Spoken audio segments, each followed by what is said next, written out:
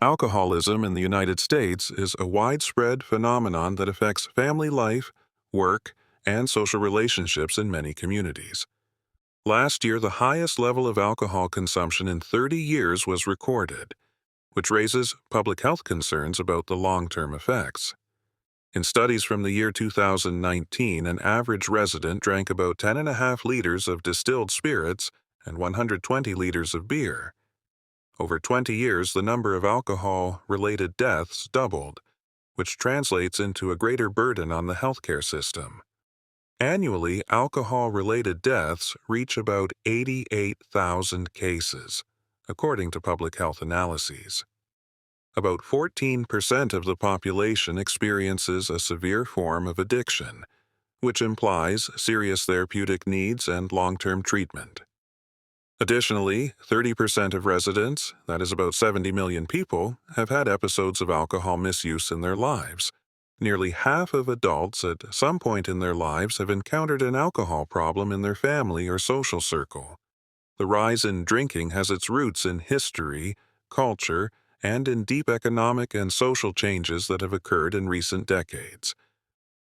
Prohibition, introduced 100 years ago, and the period that followed constitute a significant chapter in American alcohol history, worthy of sociological analysis. The onset of the Great Depression and industrial transformations shaped patterns of alcohol use among various occupational and social groups. Stress related to job loss, financial pressure, and employment instability can be a factor that leads people to turn to alcohol. Marketing by the alcohol industry and the ease of access to alcoholic beverages contribute to the normalization of drinking in the daily lives of many people. Price promotions and bulk sales mean that cheap alcoholic beverages are sometimes more readily available than basic staples. Binge drinking, that is intensive consumption of alcohol in a short period, remains a serious problem in some age groups. Young adults often experiment with drinking, and peer pressure and habitual partying increase the chances of risky behavior. People with mental health disorders often combine emotional problems with drinking, which makes effective simultaneous treatment of both issues more difficult. Insufficient access to therapy and financial barriers mean that many people do not receive needed help during a crisis. Health insurance does not always cover the costs of addiction treatment, which places treatment out of reach for those who need it most. In many regions, there is an increase in alcohol consumption at home, which changes the dynamics of the problem and makes early detection of abuse more difficult.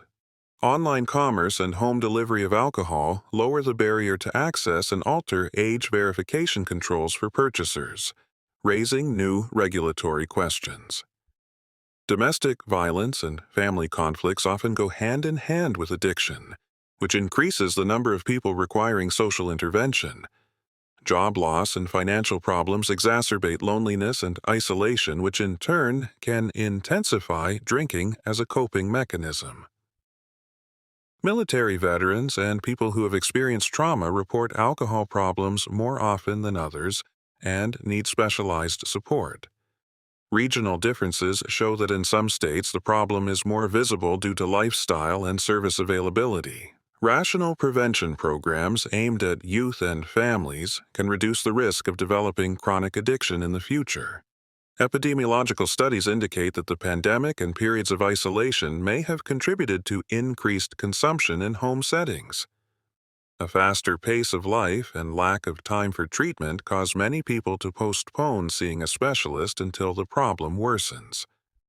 The economic costs of alcohol misuse include lost productivity, treatment costs, and burdens on the legal and emergency response systems. Alcohol affects the ability to work and concentrate, which leads to job loss and difficulties in returning to employment.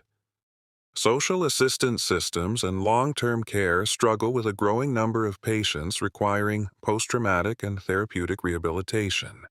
Solutions that combine medical treatment with vocational activity and social support produce better results than pharmacological therapy alone. Research shows that social change, including education, pricing policy, and regulations on alcohol advertising, is an important element. People who return to abstinence after long treatment often need support for many years to maintain sobriety. Countering alcoholism requires the involvement of various sectors of public life, from health services to employers and community organizations. Statistics and reports provide a picture of the scale of the problem, but behind every number, there's a real life and specific families who need help. Alcohol problems in adults are reflected in children through unstable conditions, poorer school performance, and a higher risk of mental health problems. Road accidents after alcohol consumption and arrests for driving under the influence are a serious burden on the legal system and victims' families. Liver diseases related to alcohol misuse constitute a significant portion of hospitalizations and treatment costs in gastroenterology wards.